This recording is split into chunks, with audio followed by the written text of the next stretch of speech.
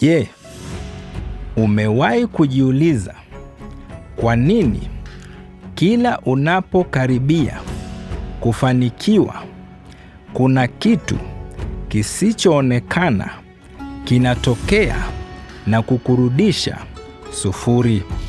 Kwa nini unajikuta unafanya makosa yale yale yaliyoharibu maisha ya wazazi wako hata baada ya kuomba na kufunga? Kuna siri nzito sana ambayo wengi hawaijui. Hupigani tu na changamoto za kawaida. Unapigana na nguvu inayokujua vizuri kuliko unavyojijua wewe mwenyewe. Inaitwa the familiar spirit. Na leo nitakufungulia siri za kiroho ambazo hazifundishwi maeneo mengi, ili uvunje mnyororo huu mara moja na kwa mechi zote. Watu wengi waaminifu na waombaji wanadhani kuwa tu na nia njema au kwenda kanisani kunatosha kukata miunganisho ya kiroho ya familia zao. Wanafikiri shida zao ni umaskini wa kawaida, bahati mbaya au timing mbaya kwenye maisha. Nguzo ya kweli ni hii: Shetani hatumii nguvu nyingi kukushambulia kwa vitu vipya. Anatumia taarifa za zamani. Anatumia meza za maagano yaliyowekwa na mababu zako, maagano ya kale, the ancient covenant, maagano ya kale yaliyofanywa kwa damu, ili kuweka familiar spirits, yaani roho ya kijamii au roho inayokufahamu, ili ihakikishe ghorofa yoyote unayojenga inaporomoka. Ili uelewe jinsi gani roho hii inavyofanya kazi, lazima kwanza utambue mfumo wa maagano. Katika ulimwengu wa roho, hakuna kinachotokea bila agano au haki ya kisheria, yaani the legal right. Baki nami mpaka mwisho wa mafunzo haya, kwani katika point ya 4 na 5 nitakufichulia jinsi maagano ya kizazi cha leo, the modern generational covenants, kama vile kuweka nadhiri kwenye mitandao, mahusiano ya kando na viapo vya siri vinavyoruhusu the familiar spirit kutawala maisha yako bila kujua.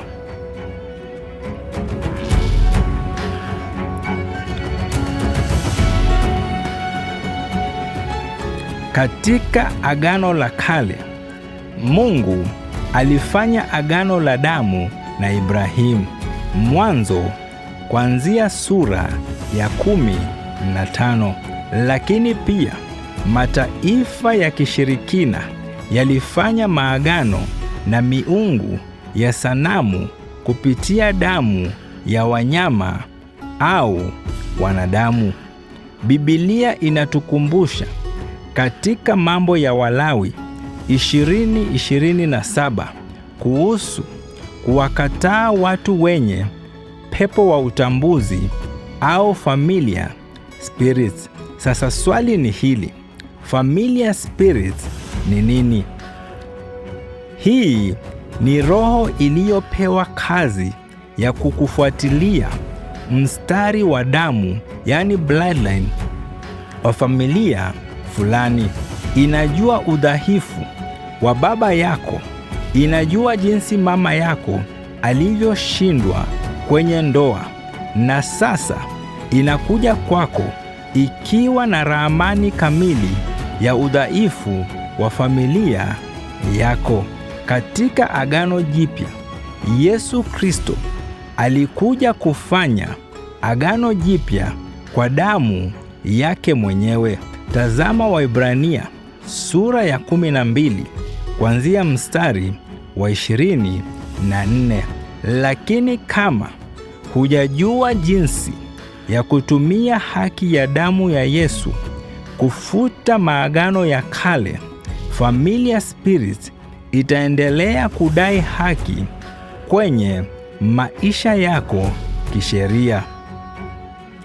Kama hutatambua na kuvunja mfumo huu wa kiroho leo, utaendelea kuridhisha vita vyako kwa watoto wako.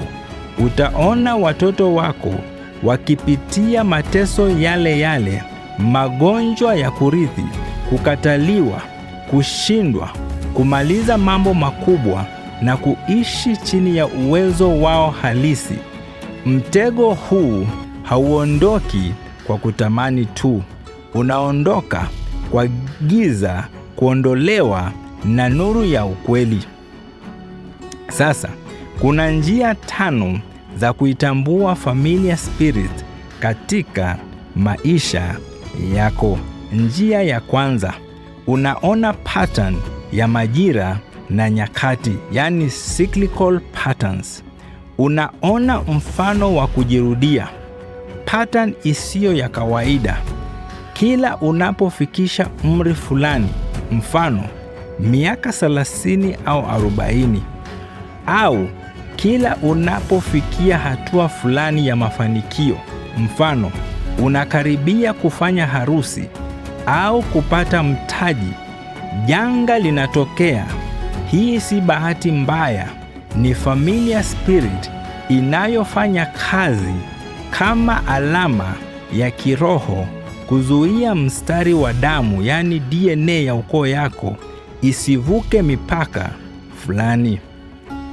Alama ya pili, ndoto zenye picha za past, yani zamani, dreams of retention.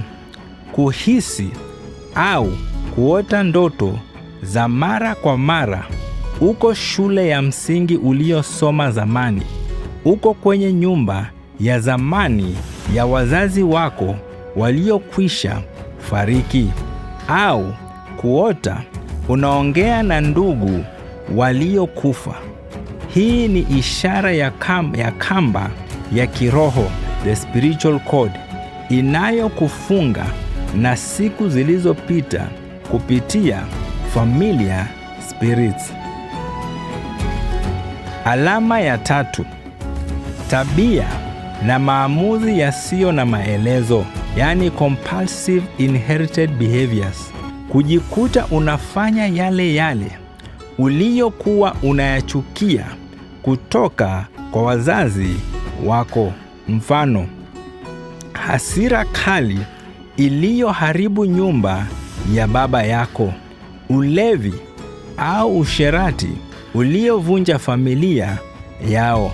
Mara nyingi, kama kwenu mlikuwa watoto zaidi wa 3 ama 4 na kila mtoto alikuwa na baba tofauti, saa zingine unajikuta unarudia maisha yale yale. Unajikuta una msukumo wa ndani unaokulazimisha kufuata footprints hizo hizo.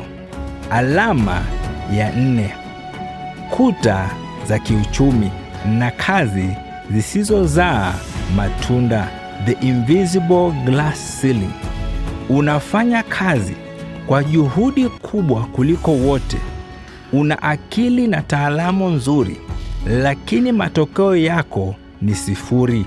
Katika ulimwengu wa roho, kuna boundary iliyowekwa na maagano ya kizazi cha leo au ya kale, the familiar spirit, inayohakikisha huvuki kiwango fulani cha utajiri au heshima. Alama ya 5, vita vya afya na magonjwa ya ukoo, yani genetic and spiritual afflictions. Magonjwa yanayoitwa ya kushuka na ukoo, inherited conditions, ambayo hayana tiba ya kueleweka kibiolojia, au vifo vya ghafla katika umri fulani ndani ya familia. Familiar spirit inatumia lango la damu kuendeleza mateso hayo kutoka kizazi hadi kizazi. Je, unawezaje kutoka kwenye mtego huu na kuwa mwombaji aliyeshinda, victorious believer? Siri ya mafanikio ya kiroho ipo kwenye Agano Jipya la damu ya Yesu. Katika Agano la Kale, damu ya wanyama ilifunika tu dhambi, lakini damu ya Yesu Kristo kwenye Agano Jipya inafuta kabisa hati ya mashtaka iliyokuwa dhidi yetu. Tazama kitabu cha Wakolosai sura ya 2 kuanzia mstari wa 14.